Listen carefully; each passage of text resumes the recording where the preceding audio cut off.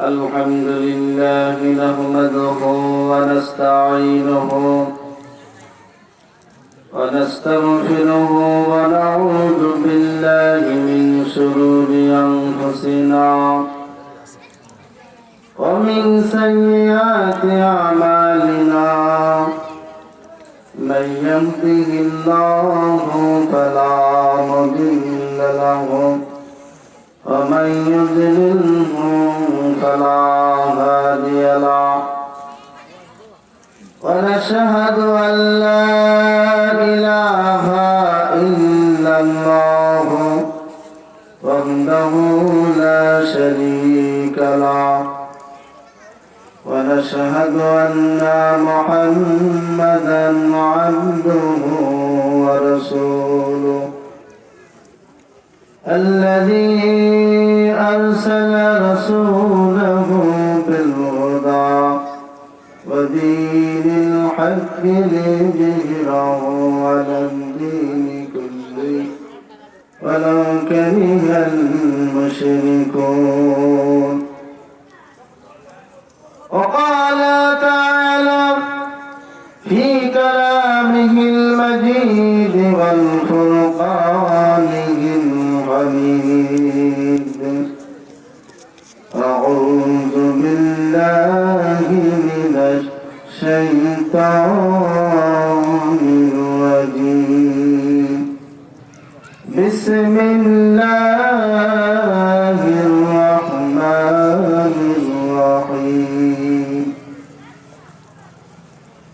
وبرا بوالدتي ولم يجعلني جبارا شقيا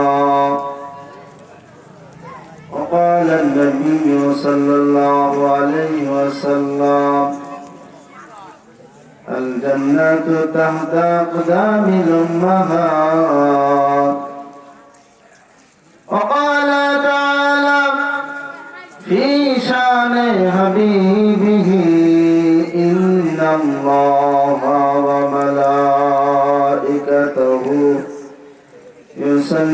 يصلون على النبي يا أيها الذين آمنوا صلوا عليه وسلموا تسليما اللهم صل على سيدنا مولانا محمد سيدنا شفيعنا محمد أرشد قريب سجدائی پڑے کنجن نبی جرے جان مف کر داؤ امت ہمار گناہگار اللہم صلی علی سیدنا مولانا محمد وعلى آل سيدنا شفيعنا محمد أعوذ بالله من الشيطان الرجيم ما كان محمد أبا أحد من رجالكم ولكن رسول الله وخاتم النبيين وكان الله بكل شيء عليما تدعي نبيك السلام دي يا نبي عليك يا حبيب السلام عليك صلوات الله عليك أشرق البدر ونعينا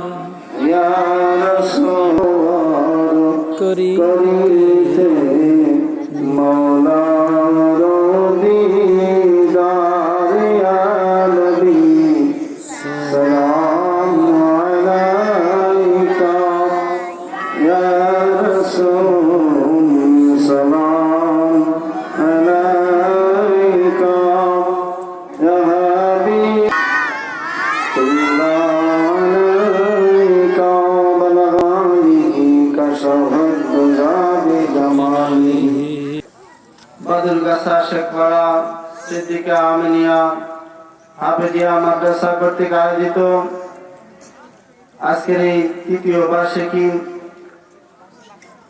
সবরেসানি দোয়া ও মাহফিলের সুযোগ্য সভাপতি, আজকের মাহফিলের প্রধান অতিথি, বিশেষ অতিথি, আজকের মাহফিলের প্রধান মেহমান, সেই সুদূর যশোর থেকে আগত সুমিষ্ট ভাষী আলহাজ হযরত মাওলানা হাফেজ মোহাম্মদ জাহাঙ্গীর আলম শামসুদ্দিন যশোরী। এছাড়া মাহফিলে উপস্থিত আছেন অন্যান্য উলামায়ে কেরাম, সর্বোপরি আমার উস্তাদুল মুকাররম, যার অক্লান্ত চেষ্টার ফসল আমি আজকে কোরআন হাদিস শিখতে পেরেছি। শুধু আমি নয়, হাজারো হাজার হাফেজের উস্তাদুল মুকাররম আলহাজ হাফেজ মোহাম্মদ আব্দুল্লাহ আল মামুন সাহেব দামাত বরকাতুহু মুদ্দাজিলুল আলিয়া, সামনে উপবিষ্ট দিন দরদ ইসলাম প্রিয় বাবারা, বাজানরা, পদ্মার অন্তরালের মা বোনেরা, সবার প্রতি রইল আমার আন্তরিক মুবারকবাদ। প্রিয় উপস্থিতি, আল্লাহ সুবহানাহু ওয়া তাআলা আপনাকে আমাকে এই জান্নাতের বাগানে বসার সুযোগ করে দিয়েছেন। জান্নাতের ভিতরে যেমন সবাই যাইবে না, একমাত্র মুসলমান আল্লাহর জান্নাতে প্রবেশ করবে। এজন্য দুনিয়ার যে জান্নাতের বাগান আল্লাহ এবং তার রাসূল সাল্লাল্লাহু আলাইহি ওয়াসাল্লাম সম্পর্কে যেখানে আলোচনা হয়, ওটা জান্নাতের বাগান। সুবহানাল্লাহ। এখানে যারা বসবে আল্লাহর জান্নাত তারাই পাবে। সুবহানাল্লাহ। এই জান্নাতের বাগানের সে দোকানপাট, রাস্তাঘাট, বিবিবাল বাস্তা, অন্তত আজকের দিনের জন্য এই জান্নাতের বাগানের চেয়ে ওই সমস্ত খারাপ জায়গাগুলো যদি আপনি ভালো মনে করেন, তাহলে আপনি ভুল করবেন। আল্লাহ পাক আপনাকে আমাকে কবুল করেছেন, এজন্য আমরা খুশি না বাজার? খুশি। দিল থেকে বলি আলহামদুলিল্লাহ। আলহামদুলিল্লাহ। আরো জোরে বলি আলহামদুলিল্লাহ। আলহামদুলিল্লাহ। দুরূদ ও সালাম পাঠায় সেই মানবতার মুক্তির দূত, যে হাসরের ময়দানে বিচারের দিন আপনাকে আমাকে সুপারিশ করবেন আল্লাহ পাকের দরবারে। রব্বুল আলামিন লোকটি আমার উম্মত, এটা বলতে বাকি আল্লাহর মাফ করতে দেরি হবে না। সুবহানাল্লাহ। এই নবীকে সন্তুষ্টি করণে বেশি থেকে বেশি দুরূদ ও সালাম আপনাকে পাঠাতে হবে। সমস্যারে আরেকবার দুরূদ পড়ি, সবাই বলি সাল্লাল্লাহু আলাইহি ওয়াসাল্লাম। প্রিয় উপস্থিতি, আল্লাহ পাকের কালামুল্লাহ থেকে একটি আয়াতে কারিমা তেলাওয়াত করেছি। পয়গম্বর ঈসা আলাইহিস সালাতু ওয়াস সালামের জন্ম বৃত্তান্ত সম্পর্কে একটা আয়াত। আল্লাহ সুবহানাহু ওয়া তাআলা মানুষ জন্মগ্রহণ করার সাথে সাথেই ওয়াজ করতেছে, জীবনভর কি করবা তার একটা ডিরেকশন দিতেছে, সন্তানের উপর কি দায়িত্ব। পয়গম্বর ঈসা আলাইহিস সালাতু ওয়াস সালাম দুনিয়ার বুকে আসলেন মা মারিয়াম আলাইহিস সালামের উদার হাতে। বিনা বাপে আল্লাহ পাক তাকে পয়দা করেছিল।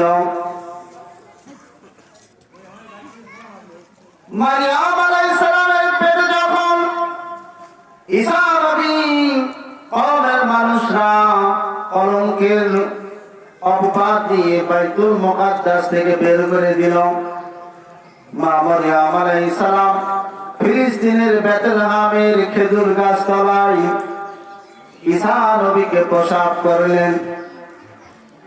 ঈসা আলাইহিস সালাম জন্মগ্রহণের পর মারিয়াম আলাইহিস সালাম তাকে কোলে পিঠে নিলেন না, ভালোবাসলেন না, অশ্রদ্ধা অভক্তি প্রদর্শন করলো।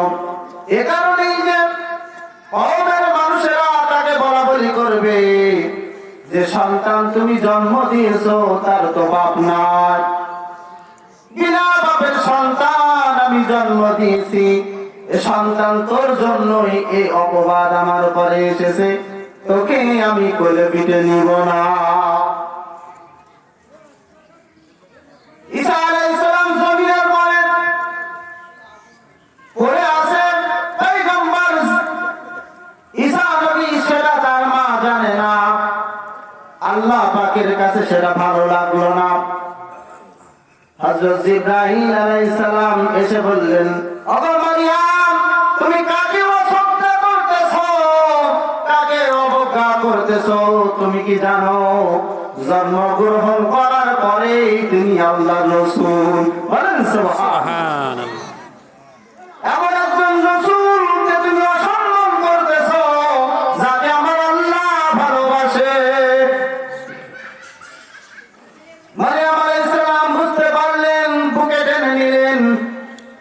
জিবরিল আমিন বললেন, তোমার পরে যে অপবাদগুলো দেওয়া হয়েছে, তোমার সন্তানকে জিজ্ঞাসা করতে তোমার কওমের লোকদেরকে বলবে, সে সমস্ত কথার জবাব দেওয়ার জন্য প্রস্তুত।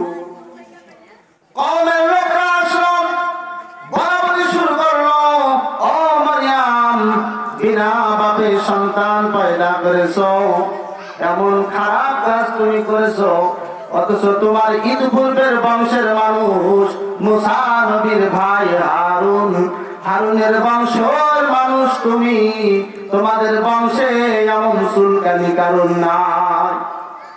কি করেছো তুমি? এমন অহেতুক ভাষা যখন প্রয়োগ করতেছে, মারিয়াম আলাইহিস সালাম ইশারা করে সন্তানের দিকে ইশারা করলেন, কওমের লোকেরা, আমার নামে মিথ্যা অপবাদ দিও না। যে সন্তান জন্মগ্রহণ করেছে তার কাছে তোমরা জিজ্ঞাসা করো। ফাআশারাত ইলাইহি, আমার ছেলের দিকে তোমরা জিজ্ঞাসা করো। ক্বালু কাইফা নুকাল্লিমু মান কানা ফিল মাহদি সাবিয়্যা।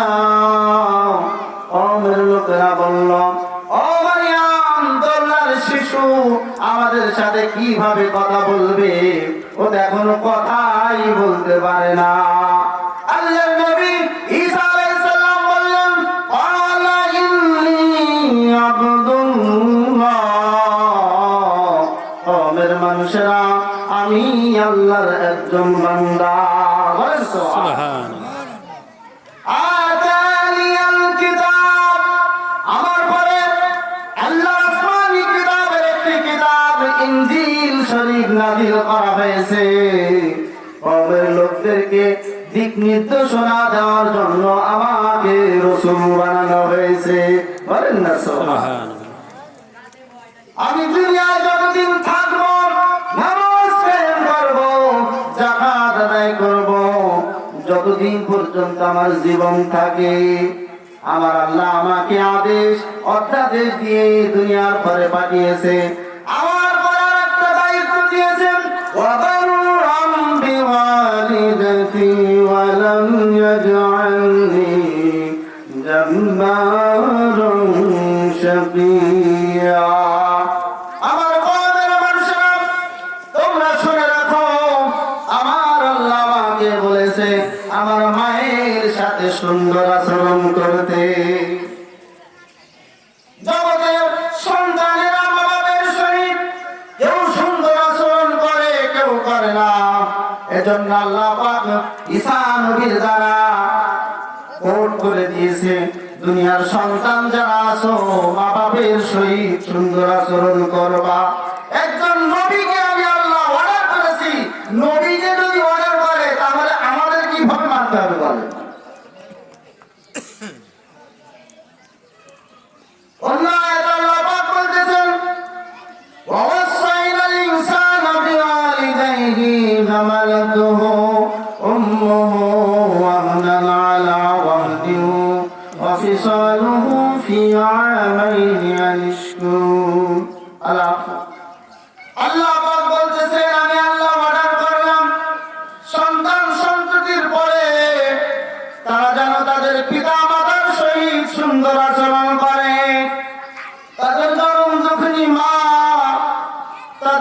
প্রতিপালন করতে গিয়ে 2টা বছর কষ্টের পর কষ্ট স্বীকার করেছে।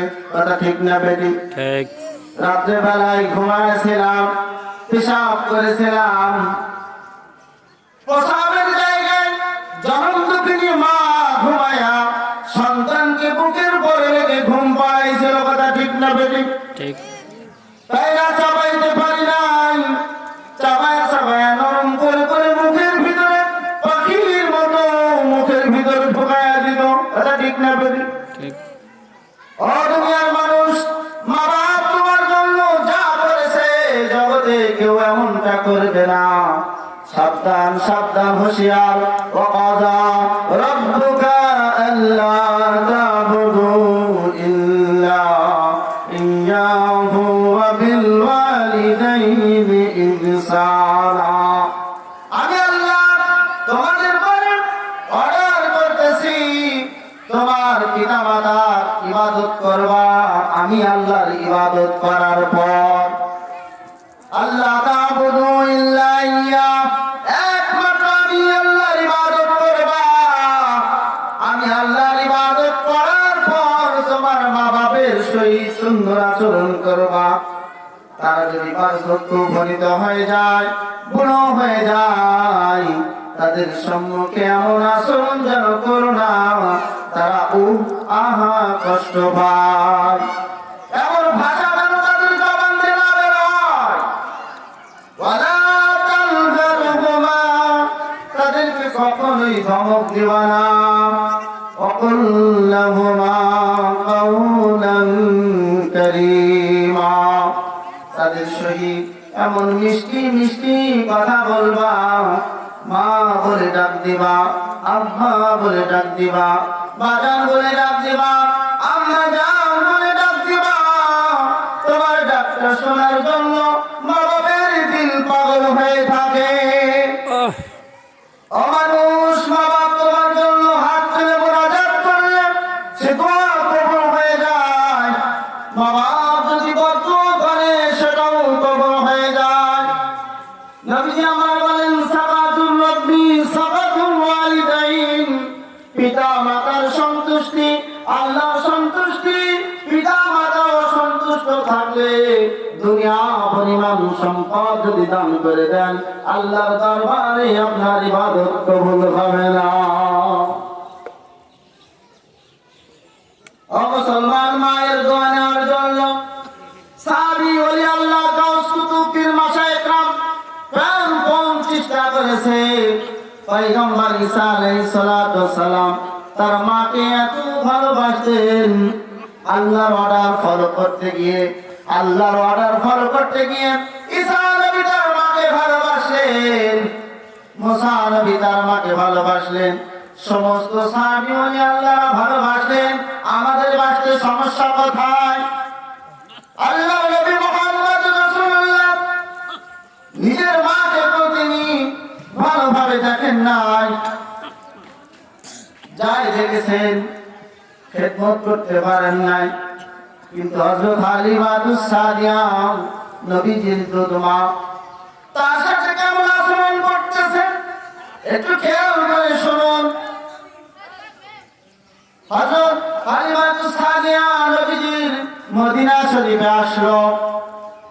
মদিনা শরীফে যখন পদার্পণ করতেছে নবীজির দৃষ্টিগোচর হলো।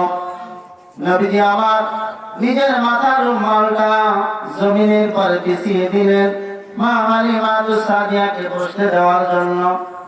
অন্যান্য সাহাবায়ে কেরাম চিন্তিত, বিশ্ব নবীর রুমালের পরে যিনি বসতে পারেন তার দাম আল্লাহর দরবারে কত।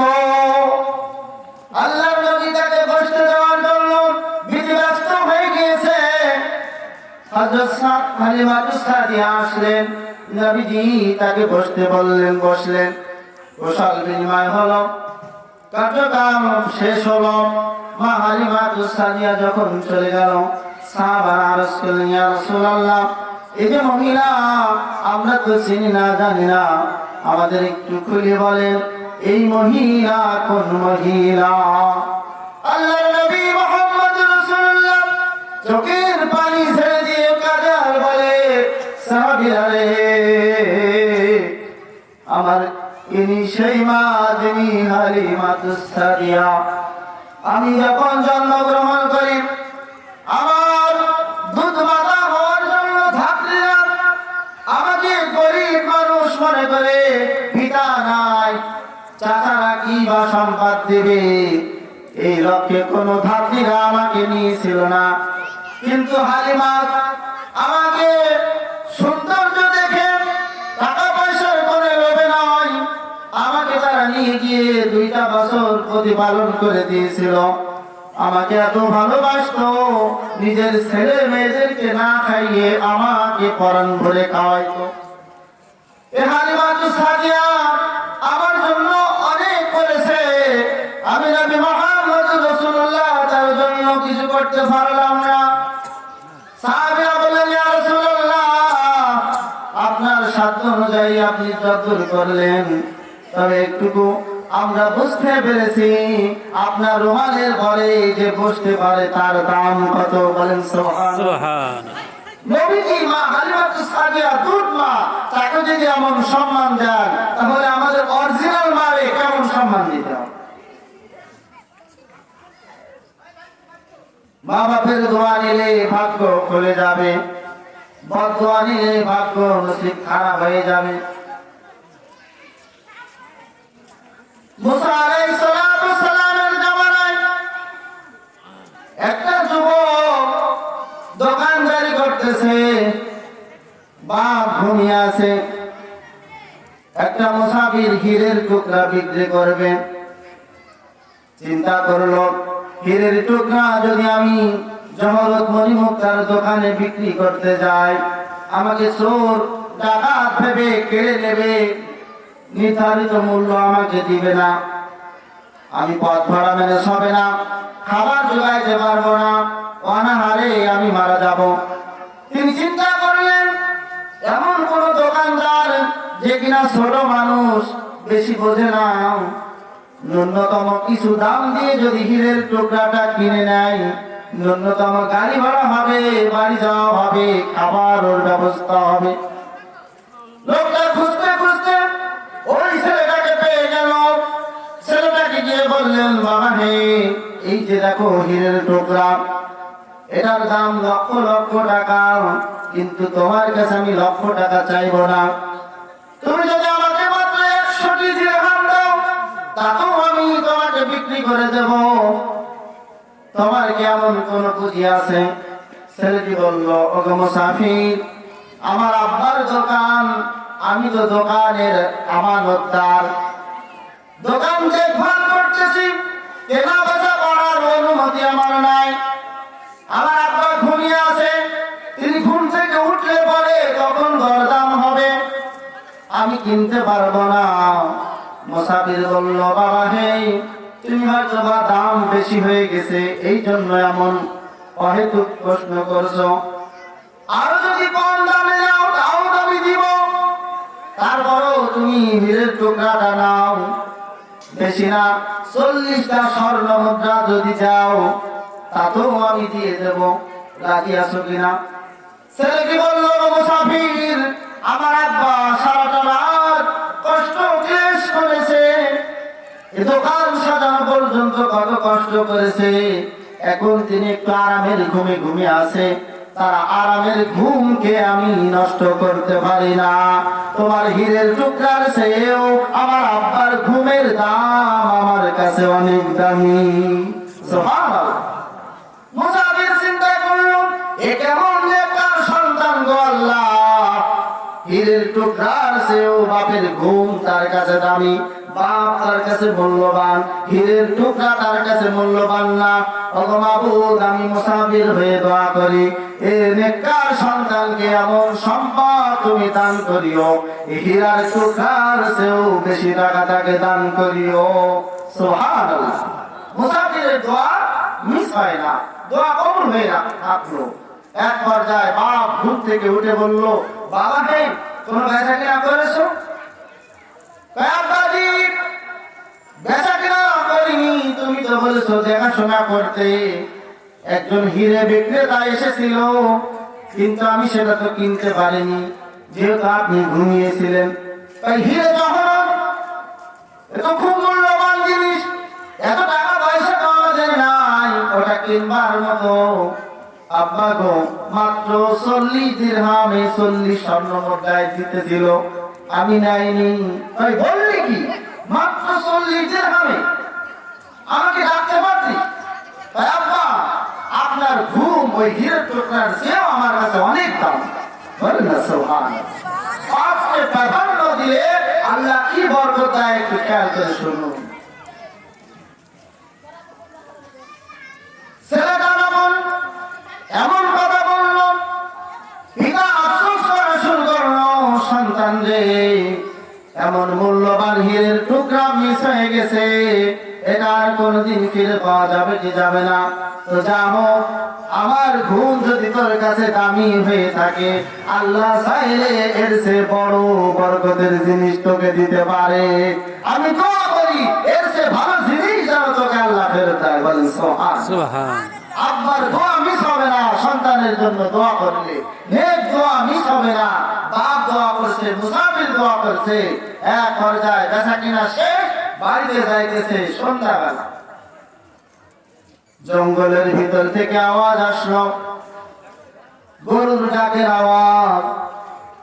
বাপ ছেলে চিন্তা করলো, এই গরুটাকে তো বাঘে খেয়ে যাবে, সিংহে খেয়ে যাবে, তার চেয়ে ভালো ন্যূনতম কোনো গাছে হয়তো বা জড়ায় গেছে দড়ি, আমরা ছড়াই দিই, চলো। গিয়ে দেখে না না, গরুর গলাতে কোনো দড়ি নাই, দুই গাছের মাঝখানে এমন ভাবে গলা শিং এঁটে গেছে, পিছইতেও পারে না, সামনেও যাইতে পারে না। ছেলের বাপ চিন্তা করল, এ তো জঙ্গলি গরু, জঙ্গলের গরু সবার জন্য হালাল, চলো বাবা আমরা এই গরুটা বাসায় নিয়ে যাই। বলছে আব্বা পরের জিনিস কিভাবে আমরা বাসায় নেব? ভাই ছেলে রে, পরের জিনিস ঠিক আছে, তবে ছোটবেলায় আমাদের একটা গরু হারাই গেছিল। আব্বা জি কিভাবে? আমি যখন কাজ কাম করতাম না, আমার একটা গাভী ছিল, যেটা বাছুরওয়ালা, এই বাছুর হবে হবে ভাব। আমি একদিন তোর মার সম্মুখে বলেছিলাম, বাছুরটা যখন হয়ে যাবে অনেক চড়া দামে বাজারে বিক্রি করা যাবে।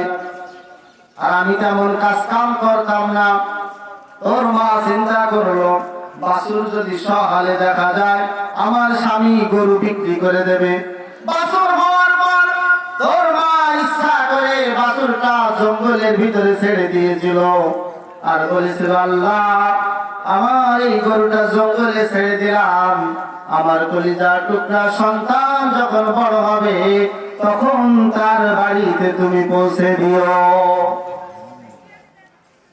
আর জঙ্গলে ছেড়ে দেওয়ার কারণ ছিল, ওই গায় আর বাছুর যদি একসাথে থাকতো আমি বিক্রি করে দিতাম। বিক্রি থেকে বাঁচানোর জন্য তোর মা এমনটা করেছিল। ওগো সন্তান, আমার মন বলছে এই গরুটা সেই গরু যেটা তোর মা ছেড়ে দিয়েছিল। আল্লাহ চাইলে আপনার মাল আপনার বাড়িতে ফেরত দিতে পারেন, পারেন কি পারেন না?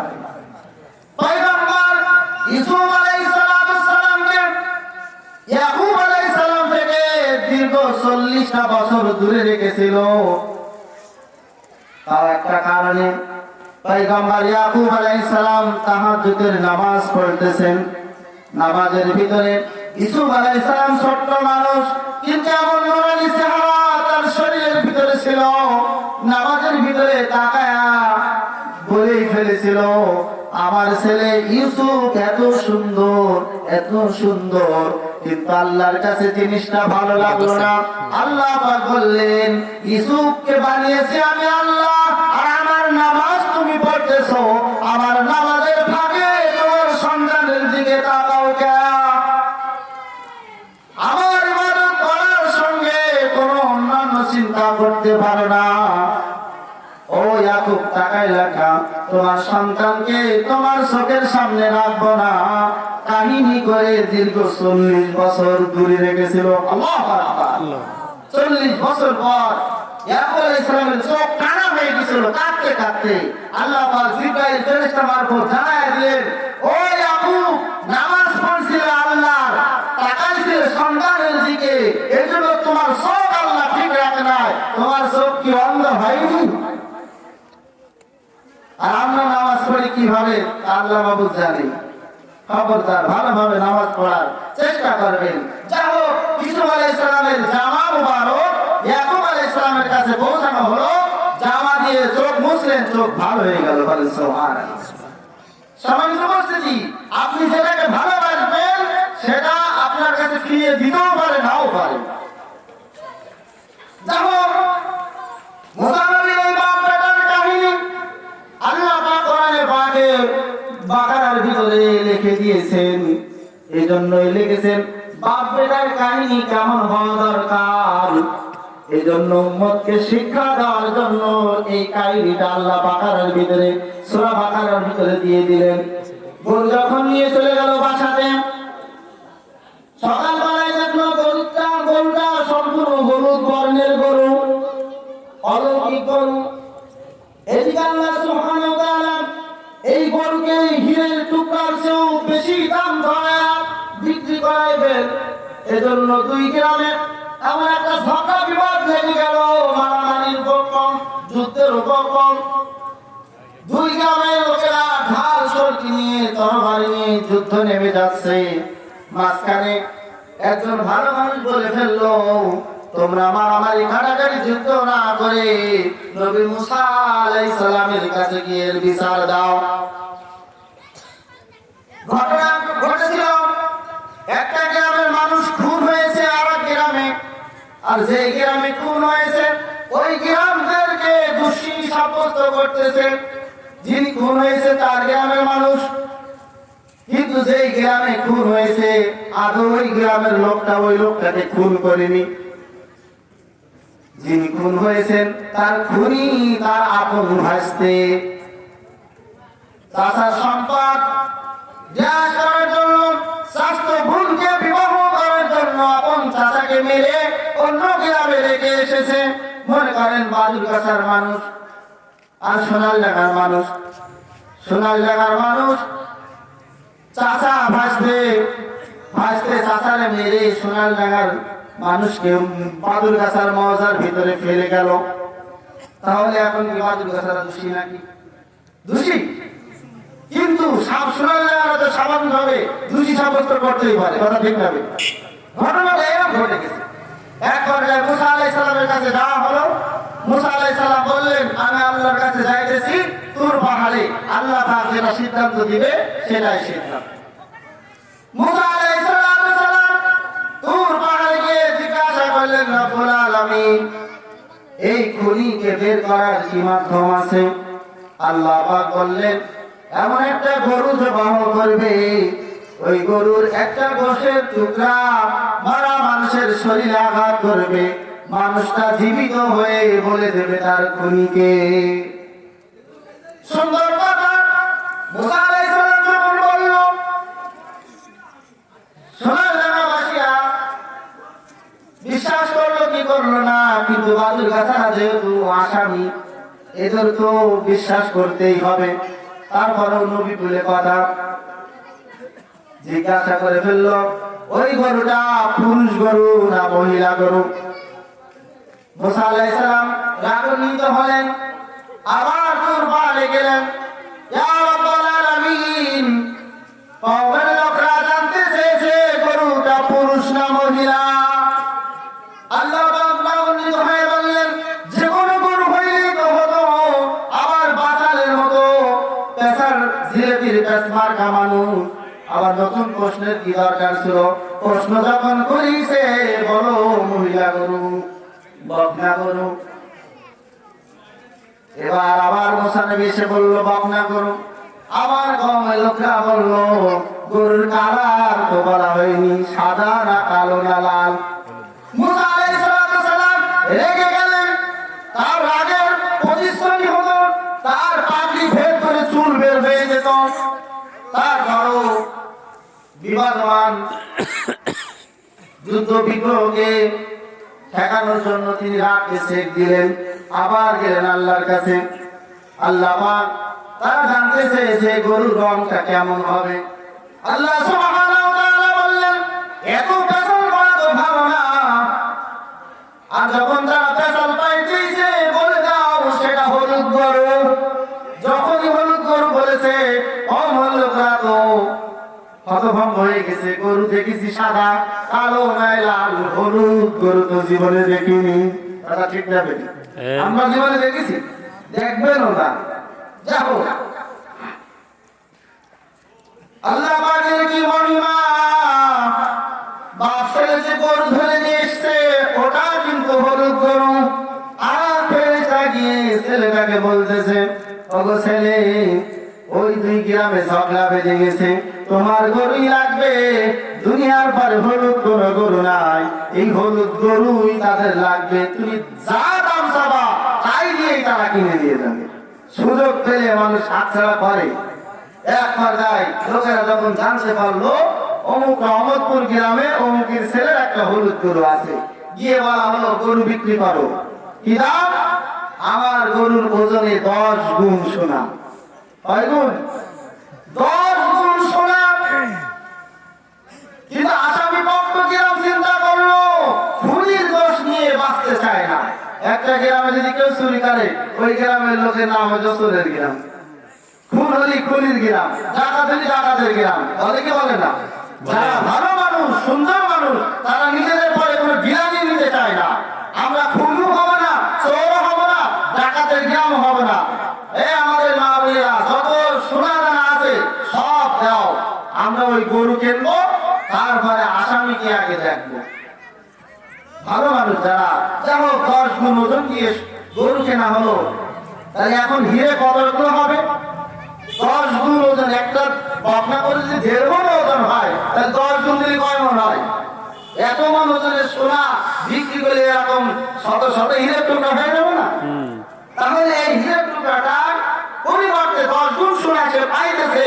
এই বকনা মুসাফিরের দোয়া, আব্বার দোয়া। কথা ঠিক যাবে? ঠিক। আজকে মা বাবার প্রতি আপনি যখন খরচ করবেন, তাদেরকে মূল্যায়ন করবেন, আল্লাহ আপনার সম্মান বাড়িয়ে দেবেন। বলেছেন কে? ইয়াখতাসু বিরহমাতিহি মান ইয়াশাউ আল্লাহু যুল ফাযলিল আযীম। আল্লাহ পাক যাকে ইচ্ছা করেন মহা সম্মানের চেয়ারে তাকে বসিয়ে দেন। আল্লাহ সুবহানাহু ওয়া তাআলা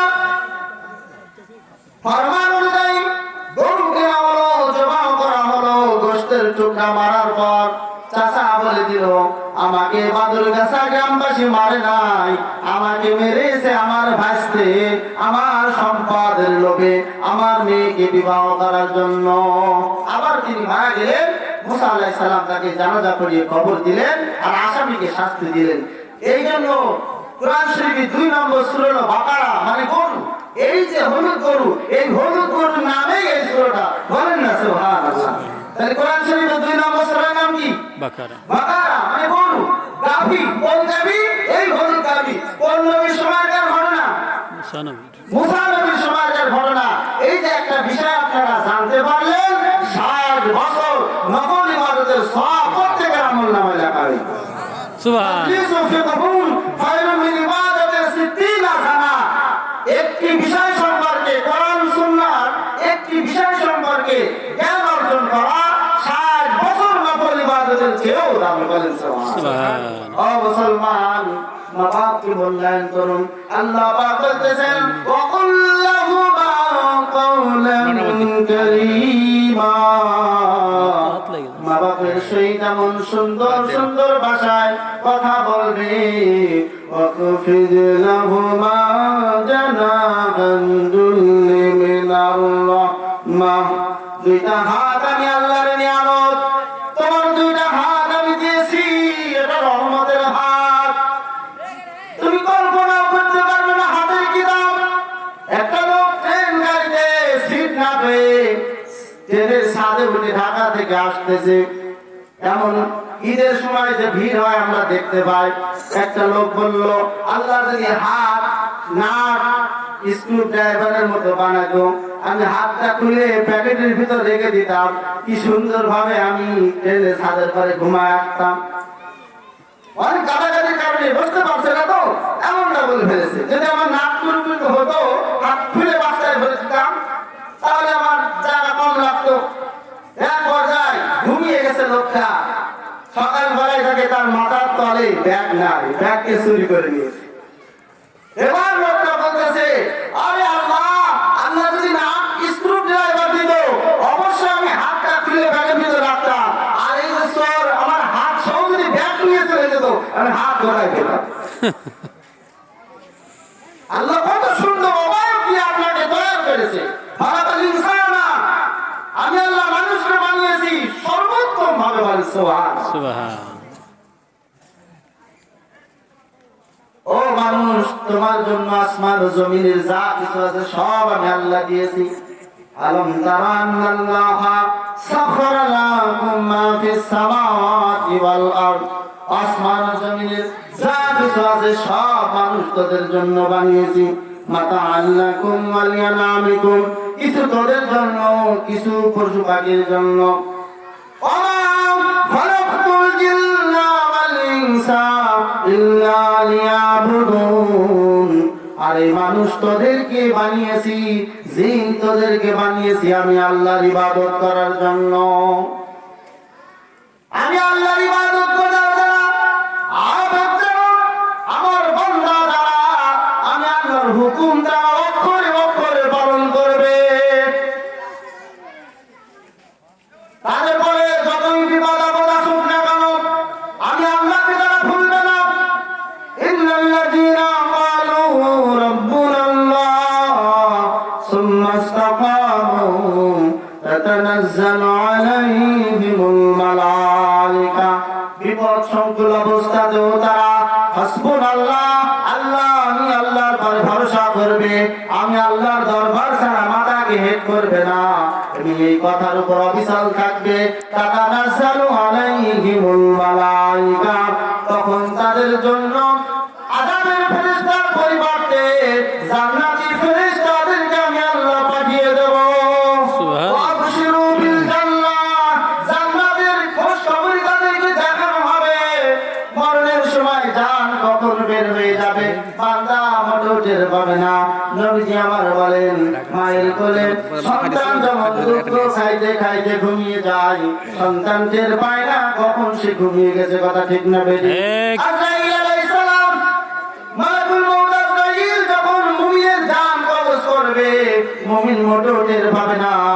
পক্ষান্তরে মুমিন যদি বেঈমান হয়ে যায়, তার জান এত কষ্ট সহকারে বের করা হবে যেটা ভাষায় বলা যাবে না। ও মুসলমান, এজন্য বাবাদের ভালো সন্তান হওয়ার চেষ্টা করবেন। খারাপ শয়তান সন্তান হলে বিপদের শেষ নাই। পয়গম্বর নূহ আলাইহিস সালাম বিছানায় ঘুমিয়ে আছেন, হঠাৎ লুঙ্গিটা একটু হাঁটু করবার উঠে গেছেন। তার বড় ছেলে কিনান, যিনি কাফের ছিল, কিনান লুঙ্গিটা ওঠা দেখে গ্রামের তেমাতার দোকানে, মনে করেন সোনার লেখার তেমাতা, এরকম জায়গায় গিয়ে বলছে, আমার আব্বা রাত্রে বা দিনে ঘুমায়, লুঙ্গিতে গিরে মেরে ঘুমাই না। আচ্ছা বলেন তো, তেমাতার লোকরা কি ওই কিনানের জোন নিয়েছে বাপের বদনাম দোকানে বলতে? আমার বদনাম করে, এরা বদনাম যাবে। প্রতিমধ্যে হযরত সাহাব আলাইহিস সালাম, নূহ আলাইহিস সালামের ছোট ছেলে, তিনি আসতেছে, এক পর্যায়ে বিষয়টা জানতে পারলো তার আব্বার লুঙ্গি নাকি হাঁটু বরাবর। চিন্তা করলো, আব্বার লুঙ্গি কোথায় আছে না আছে সেটা তেমাতায় হবে না। যে দেখেছে সেই তো সতর্ক করলে পারতো। হাত দিয়েছে নূহ আলাইহিস সালাম, চেতনা হয়ে গেছে। নূহ আলাইহিস সালাম বললেন, বাবা শাম, তুমি আমার সদরে হাত দিলে কেন, আমার লুঙ্গিতে হাত দিলে কেন? আমি জানতে পারলাম তোমার লুঙ্গি নাকি হাঁটুর নিচেতে নাই। কি তুমি জানতে পেরেছো? তার মানে ওই তেমাতায় হচ্ছে আপনার লুঙ্গি নাকি হাঁটুর পরে নেই। এই সংবাদ কে পৌঁছাইছে? আপনার বড় ছেলে কিনা। নূহ আলাইহিস সালাম বদদোয়া করলেন, আল্লাহ এই বেয়াদবির একটা শাস্তি তুমি দিও, ওর বেয়াদবির কারণে আজকে মামাদের সাথে যারা বেয়াদবি করবেন তাদের শাস্তি অবধারিত। মার দিকে হাত তুলবেন, হাতে প্যারালাইসিস হবে, পা তুলবেন প্যারালাইসিস হবে, ডায়াবেটিস হবে, হাড়ে মারা যাবে। খবরদার, আগুনে হাত দিতে নেই। কথা ঠিক না? ঠিক। মামা বাবা আগুন, সেখান থেকে দোয়া নিতে হয়, তাপ নিয়ে যাবে না। আর সাহাবা আলাইহিস সালামের জন্য দোয়া করলো, ও আল্লাহ আমার শান কত আদোবালা, আমার মান ইজ্জত সম্মান রক্ষা করার জন্য কতই না চেষ্টা করলো, আল্লাহ তুমি তাকে সম্মান মর্যাদা দান করিও, আমিন। নূহ আলাইহিস সালামের দোয়া কবুল হয়ে গেল। আল্লাহ পাক অর্ডার করলেন, ও নূহ আমার দ্বীন ইসলাম প্রচার করতে গিয়ে পয়গম্বর ঈসা নবীর একদিন তোমার ছেলে শামকে কাজে লাগবে, তোমার শামকে এটা জানিয়ে দাও, তোমার ভাই ঈসা নবীর কাজে তোমার ছেলে একদিন লাগবে। সর্বপ্রথম দেখা করেছি আমি। শামকে ওসিয়ত করলেন, শাম আমার ভাই পয়গম্বর ঈসা নবী মুহাম্মদ নবী আগের নবী, বলেন সুবহানাল্লাহ। সমস্ত নবীরা আমার নবীর প্রশংসা করত, আমার নবীর অ্যাডভার্টাইজ করত, এমনকি ঈসা নবী তো বলেই ফেলেছিল, আল্লাহ আমাকে যদি নবী না বানায় মুহাম্মদ নবী উম্মত বানাতে আমার জীবন ধন্য হয়ে যেত, বলেন সুবহানাল্লাহ। এজন্য দোয়া কবুল হয়েছে। আল্লাহ পাক চতুর্থ আসমানে তাকে রেখেছে খায়ের দাজ্জালকে ধ্বংস করার জন্য। ঈসা নবীকে রিজার্ভ ফোর্স আল্লাহর সৈন্যবাহিনী নমরুদকে মারার জন্য যেমন মশা বাহিনী পাঠিয়েছিল, আব্রাহা বাদশাহকে মারার জন্য, হস্তি বাহিনীকে মারার জন্য আল্লাহ পাক ঝাঁকে ঝাঁকে ছোট্ট পাখির মুখে ছোট্ট পাথর দিয়ে শেষ করে দিয়েছিল, নমরুদকে মেরেছিল। মুসা নবীর সময় ফিরাউনকে নীল নদে ডুবাই ডুবাই দিয়েছে। এখনো যারা ইসলাম বিদ্বেষী তাদেরকে মারতে আল্লাহর এক সেকেন্ড সময় লাগে না, কথা ঠিক না বেঠিক? এক অমলি লাহু মিন কাইদি মাতিন, ও নবী কাফেরদেরকে অপমান দিয়েছি, ছেড়ে দিয়েছি, ওরা যাইছে তাই করু, ফামাহিল কাফিরিনা আমহিলহুম রওয়াইদা, ওদের বাইরে দিয়েছি, মান্দার কাজ বাড়ে বেশি, বৈশাখী ঝড়ে ভাঙো বেশি, কথা ঠিক না বেঠিক? এক আপনার কাজ বাড়ে কম, ভাঙো কম, বেশি বাড়া ভালো না। যেটা বলছিলাম, শাহ আলাইহিস সালাম ওসিয়ত নিয়ে আসে, মারা গেলেন। ঈসা নবী আমাদের নবীর আগের নবী, ইসলাম প্রচার করতে গিয়ে কওমের লোকরা প্রশ্ন ছুড়ে দিল। আমরা তাওরাত কিতাব থেকে জানতে পেরেছি এটা পুরাতন কবর। নূহ আলাইহিস সালামের ছেলে শাম আলাইহিস সালাম, এটা ইহুদিরা জানতো, ইহুদিরা কিন্তু ভালোভাবেই জানতো এটা শাম আলাইহিস সালামের কবর, কিন্তু ঈসা নবী বলছে না। তাদের প্রশ্ন, তুমি সত্যিকারের নবী যদি হয়ে থাকো, এই কবরে যিনি আছে সে তোমার সাথে কথা বলবে, যিনি মসিহে দাজ্জাল, দাজ্জালকে ধ্বংসকারী, মরিয়মের বেটা হবে, ঈসা রূহুল্লাহ হবে, তার ডাকে একমাত্র শাম আলাইহিস সালাম উঠবে, বলেন সুবহানাল্লাহ। সুবহান ঈসা আলাইহিস সালাম তিনি তো নবী, এর মধ্যে তো কোনো ভেজাল নেই, কথা ঠিক না বেঠিক? কারণ জন্মের সময় যে কথা বলে তখন থেকেই মানুষ তাকে মান্য করা শুরু করেছিল, বলেন সুবহানাল্লাহ। সুবহানাল্লাহ। দেখ আমরা নবী না রাসূল না, তাদেরকে দেখিনি, তাদের কথাবার্তা শুনে আমরা ঈমান আনতেছি, চলতেছি, ফিরতেছি, কথা ঠিক না বেঠিক? আর দেখে দেখে যারা ইবাদত করেছে, আমরা না দেখে করতেছি, আমাদের ঈমান কম না, আল্লাহ পাক আমাদেরকে মাফ করে দিবেন। আমার রহমত থেকে নিরাশ হোস না বান্দা। যেটা বলছিলাম, ঈসা আলাইহিস সালাম বললেন, ও কবরবাসী তুম বিইজনিল্লাহ, আল্লাহর হুকুমে ওঠো। হযরত শাম আলাইহিস সালামের কানে যখন কথাটা গেল, মাটি যখন ফাঁক হইতেছে, শাম আলাইহিস সালাম বুঝে ফেলল আজকে বুঝি কিয়ামত হয়ে গেছে। হযরত ইসরাফিল আলাইহিস সালাম সিংহায় ফু দিবেন, সেই ফুৎকারে দুনিয়া ভেঙে চুরমার হয়ে গেছে। আবার যখন আর ফু দিবেন তখন মানুষগুলো উঠে হাসরের ময়দানে বিচারের কাঠ গড়ায় উঠবে। আজকে বুঝি বিচারের দিন, আল্লাহ বিচারের কাঠ গড়ায় আমি শাম কি জবাব দেব? এই চিন্তায় চিন্তিত হয়ে এমন পেরেশানিতে শাম আলাইহিস সালাম পড়ে গেলেন, তার কালো চুলগুলো থেকে ধবধবে সাদা হয়ে গেল, আস্তে আস্তে মাটি ভাব হয়ে শুরু হয়ে গেল। শাম আলাইহিস সালাম দাঁড়িয়ে গেলেন, দাঁড়া দেখলেন পৃথিবীতে কোনো গর্জন নাই, কিয়ামত হয় নাই, সূর্য আছে, চন্দ্র আছে, আসমান আছে, জমিন আছে, সব কিছুই আছে, মানব দানব সবই আছে। তাহলে আমি কবর থেকে উঠলাম, এক পর্যায়ে তিনি হঠাৎ খেয়াল করলেন আমার আব্বা নূহ আলাইহিস সালাম বলেছিল, ঈসা নবীর ইসলাম প্রচার করতে একদিন তোমার কাজে লাগবে, সেদিন যখন তোমাকে ডাক দেবে, কাল বিলম্ব করবে না। আমার ভাই ঈশার ডাকে সাড়া দিয়ে আমার পক্ষ থেকে সালাম পৌঁছে দিও। বলেন সুবহানাল্লাহ। মুরব্বীকে সম্মান করা সুন্নাত, নবীদের সুন্নাত। আজকে মুরব্বীর কদর নেই, আছে না নেই? খবরদার, যে যা করে করুক, আমরা করবো কেন? আমরা তো মুসলমান। সাহাবা আলাইহিস সালাম সালাম দিলেন, চাচা যান, আমার আব্বা আপনাকে সালাম দিয়েছে, আমার আব্বার সালাম আপনি কবুল করুন। ও চাচা যান, আপনি কেমন আছেন? যখন চাচা যান বলে ডেকেছে, ইহুদি পণ্ডিত বর্গরা, দুনিয়ার তথাকার মানুষেরা, তৎকালীন মানুষেরা বলল, এ আবার কেমন কথা? হাজার হাজার বছর আগের মানুষ, সে তো আমাদের বয়সে অনেক আগের মানুষ, অনেক বড়, তাকেই না আমরা দাদা চাচা বলবো? আর না জানি উল্টো সে আমাদেরকে চাচা বলতেছে, আমাদের ঈসাকে চাচা বলতেছে। কারণ এখন কেউ যদি বলে না, এখন বলতেছে যখন চাচা, তাহলে কি উপরের লোক মর্যাদাবান, কবরে যিনি আছে ভাসতে, মানে সম্মান দিতে হবে। তা ঈসা নবী বলে ফেললেন, হ্যাঁ ভাসতে আলহামদুলিল্লাহ ভালো আছি। তা ভাসতে আমি তোমার চাচা কিভাবে হলাম? সুবহানাল্লাহ বলুন না। সাহাবা আলাইহিস সালাম বললেন, আল আম্বিয়া ইখওয়া, নবীরা নবীরা ভাই ভাই। বলেন সুবহানাল্লাহ। আমার আব্বা নূহ আলাইহিস সালাম, আপনি ঈসা নবী, নবীরা নবীরা ভাই ভাই, নবীদের ছেলে চাচা হয়, ভাইপো হয়। কথা ঠিক না বেঠিক? সুবহানাল্লাহ বলেন না। যাও, এজন্য আপনি আমার চাচা। ও তাহলে তো তা, হ্যাঁ ঠিক আছে, আলহামদুলিল্লাহ আমার ভাই ছেলে তুমি। তা বাবা তুমি যে আমার ভাই গো, কিন্তু আমার ভাষা ভাই জামানায় চুল পাকতো না। আদম আলাইহিস সালামের পরে ইব্রাহিম আলাইহিস সালামের আগে চুল পাকতো না মানুষের, তাহলে থাকতো, কিন্তু তোমার চুল যে সাদা।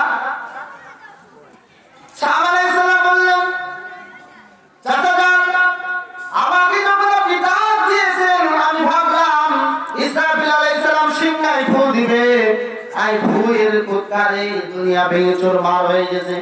এখন কিয়ামত হয়ে গেছে, হাসরের মাঠ কায়েম হবে, বিচার হবে, এই বিচারের ময়দানে যেতে হবে। এই ভয়ে আমি সন্তুষ্ট। আল্লাহর কাছে কি জবাব দেবো? হায়াতে জিন্দেগির ভিতরে ভালো আমল করেছিলাম কি খারাপ আমল করেছিলাম, কি জবাব দেবো আল্লাহর কাছে? এই ভয়ে আমার চুল পেকে গেছে। আল্লাহু আকবার। ও মুসলমান, নূহ নবীর ছেলে শাম আলাইহিস সালাম, সে আল্লাহর কাছে হিসাব দেওয়ার ভয়ে যদি চুল পেকে যায়, আপনার আবার কি হবে? ভয় আসে না কি? ইয়া আইয়ুহাল্লাযীনা আমানু তাকুল্লাহা হাক্কা তুকাতিহি, আমি আল্লাহকে ভয় করার মতো ভয় কর। ওয়ালা তামুতুন্না ইল্লা ওয়া আনতুম মুসলিমুন, মুসলমান না হয়ে যেন কবরে আসিস না। শাম আলাইহিস সালামের কথা শুনে সবাই অবাক। ঈসা নবী জিজ্ঞাসা করলেন, ভাসতে জান কবরের আযাবের কথা শুনেছি, তোমার জানটা কেমন ভাবে বের হয়েছিল একটু শোনাও। শাম আলাইহিস সালাম বললেন, চাচা যান, মালাকুল মউত আজরাইল আলাইহিস সালাম যখন আমার জান কবজ করেছিল, এত কষ্ট আমি দুনিয়ায় কোনোদিন পাই নাই, এমন কষ্ট সেদিন পেয়েছিলাম।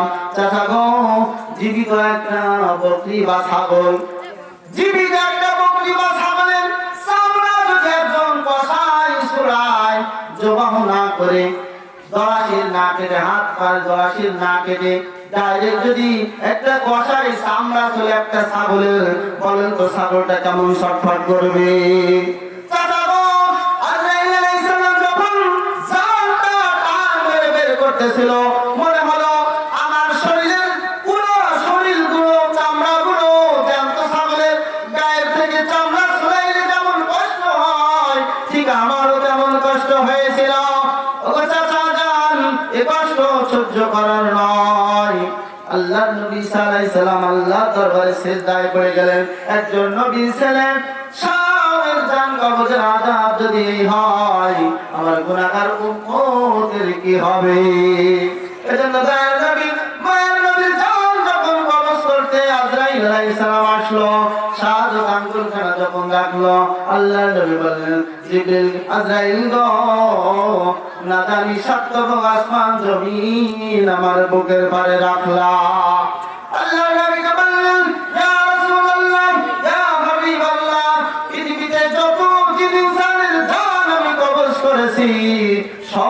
সবচেয়ে আরামদায়ক ভাবে আপনার জানটাই কবজ করা হচ্ছে, এর সে কম আযাব আমি কাউকে দেই নাই। নবীজি ওদিন বলেছিল, ইয়া ভাইজি আজরাইল, আমার গুনাহগার উম্মতের কি হবে? জান কবজের আযাব যদি এই হয়, মালাকুল মউত আজরাইল তুই যেভাবে জান কবজ করতেছি, আমার গুনাহগার উম্মত সইতে পারবে না। আবার সে ভালো কিয়ামত পর্যন্ত যত উম্মত আমার আসবে, সবার জান কবজের কষ্ট আমি মুহাম্মদকে দিয়ে দে, আমার গুনাহগার উম্মতকে যেন কষ্ট দিস না। দয়ার নবী, মায়ের নবী, আপনারা আমার জন্য কতই না কেঁদেছেন। শুধু কি তাই, আল্লাহর নবী মুহাম্মদুর রাসূলুল্লাহ মিরাজের রাতে যান আল্লাহর আরশে আজিমে যখন পৌঁছে গেছেন, দুই রাকাত নামাজ তিনি পড়লেন। পয়গম্বর মুসা আলাইহিস সালাম বলেছিল, ও আল্লাহর পয়গম্বর মুহাম্মদ সাল্লাল্লাহু আলাইহি সাল্লাম, আমি আল্লাহকে দেখতে চেয়েছিলাম, আল্লাহ আমাকে দেখা দেয় নাই। আমাদেরকে বলেছিল আল্লাহর নূর সহ্য করার ক্ষমতা একমাত্র আপনার আছে। বলেন না সুবহানাল্লাহ। আপনি যখন আরশে যাবেন, আমার উম্মতরা বড় পেছাল পড়া ছিল, বেশি বাকবিতণ্ডা করত, আল্লাহর অনেক কাজের বিরোধিতা পক্ষ অবলম্বন তারা করেছিল। আমার উম্মতের অনেক গুনাহ তাদের হয়েছিল। আমার উম্মতের গুনার জন্য আল্লাহর আরশে গিয়ে 2 রাকাত নামাজ পড়বে। আল্লাহর নবী মুসা আলাইহিস সালামের রিকোয়েস্টে 2 রাকাত নামাজ তিনি আরশের পরে পড়তেছেন। এমন সময় তার খেয়াল হয়ে গেল, আল্লাহ ঈসা মুসা নবীর ভাড়াটি ইবাদত, বেগার যে ইবাদত আমি করলাম, কিন্তু আমার গুনাহগার উম্মত দুনিয়ায় আছে। আর 8 রাকাত নামাজ পড়ে দোয়া কুনুত পড়ে নবী উম্মতের জন্য দোয়া করলো। এই জন্য বেতরের নামাজ কয় রাকাত? 3 রাকাত। আল্লাহর নবী আরশে গিয়েও আপনাকে ভুললো না, আপনার নবী 1 রাকাত নামাজ পড়লো। আল্লাহর কাছাকাছি, আল্লাহ তো নূর রূপে থাকেন, নূরের মাধ্যমে দেখা দেন। আল্লাহ কি কেমন তিনি জানেন। আল্লাহর সম্পর্কে কোনো মাখলুক চিন্তা করতে পারবে না, এমন কোন নবী মুহাম্মদুর রাসূলুল্লাহ। আল্লাহ পাক নূর রূপে দেখা দিয়েছিল, 70,000 পর্দা, ও পাশে আল্লাহ, এ পাশে নবী মুহাম্মদ, 27 বছর গল্প হয়েছিল। সুবহানাল্লাযী আসরা বিআবদিহি লাইলাম মিনাল মাসজিদিল হারাম। আমার এক বান্দাকে আমি আল্লাহ ইসরা করিয়ে দুনিয়া থেকে আমার আরশে আজিম পর্যন্ত নিয়ে গিয়েছিলাম। ওয়া তারাল মালাইকাতা হাফিনা মিন হাওলিল্লাহ। আর আমি আরশে যেদিন তুমি পৌঁছাবা, তুমি দেখবা আরশের চারপাশে কোটি কোটি কোটি ফেরেশতা আমি আল্লাহর তাসবিহ তাহলিল করতেছে। আল্লাহ নবী সব কিছু দেখলেন। একবার যায় আল্লাহর দরবারে যখন যাইবেন, আল্লাহ পাক প্রশ্ন ছুড়ে বসলেন, বন্ধু বন্ধুর বাড়ি আসলে হাদিয়া তোরবা নিয়ে যায়, বিয়ার বাড়ি গেলে চমচম নিয়ে যায় কি যায় না? আর যদি চমচম নাও নেয়, পটেটো বিস্কুট না নেয়, বিয়াকে বলে এ তো ছোট লোক, কথা ঠিক নেবে, ঠিক বলে কি বলে না? কিন্তু কিছু একটা নিয়ে গেলে জানো মেহমান খুশি হয়, কথা ঠিক যাবে ঠিক। আল্লাহ পাক বললেন, আমার হাবিব আপনি আমার বাড়িতে আসলেন, কি নিয়ে আসেন? আল্লাহ নবী বললেন, আত-তাহিয়াতু লিল্লাহি ওয়াস-সালাওয়াতু ওয়াত-তাইয়্যিবাত। ও আল্লাহ, আমার জাগতিক, ইহলোকিক, পরলোক, শারীরিক, অর্থনৈতিক যত রকম ইবাদত আমি করেছি, আমার উম্মতরা করেছে, সব তুমি মাওলা পাকের জন্য। বলেন সুবহানাল্লাহ। আল্লাহ পাক খুশি হয়ে বলেন, আসসালামু আলাইকা আইয়ুহান নাবিয়্যু ওয়া রাহমাতুল্লাহি ওয়া বারাকাতুহু। আমার হাবিব, আপনার পরে আমি আল্লাহর তরফ থেকে শান্তি, রহমত, বরকত বর্ষিত হোক। আল্লাহর নবী মুহাম্মদুর রাসূলুল্লাহ সেখানেও একা একা সওয়াব নিলেন না, শান্তি নিলেন না। আল্লাহ পাক বলতেন, আসসালামু আলাইকা, আপনার উপরে, শুধু আপনার উপরে রহমত বরকত বর্ষিত হোক। আল্লাহর নবী বললেন, ইয়া রাব্বাল আলামিন, আমি আরশে এসেছি, আমার পরে শুধু সালাম বলবে, এ সালাম আমি নিব না। আসসালামু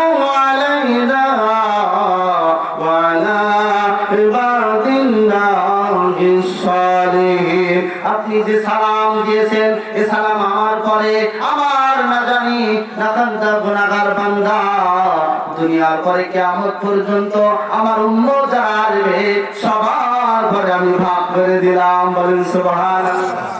ও নবী, আপনার আল্লাহর সাথে কথা হচ্ছে, সেখানে উম্মতকে ভরে না। এমন দয়ার নবী, মায়ার নবী, আল্লাহ পাক নবীর সাথে বলেন, ওমা আরসালনাকা ইল্লা রাহমাতান লিল আলামিন। ও জগৎবাসী, তোমরা শুনে নাও, আমার নবী মুহাম্মদুর রাসূলুল্লাহকে তামাম দুনিয়ার জন্য রহমত স্বরূপ পাঠালাম। বলেন সুবহানাল্লাহ। ইয়া আইয়ুহান নাবিয়্যু ইন্না আরসালনাকা শাহিদান ওয়া মুবাশশিরান ওয়া নাযীরা ওয়া দা'iyan ইলাল্লাহি বিইذনিহি ওয়া সিরাজাম মুনীরা।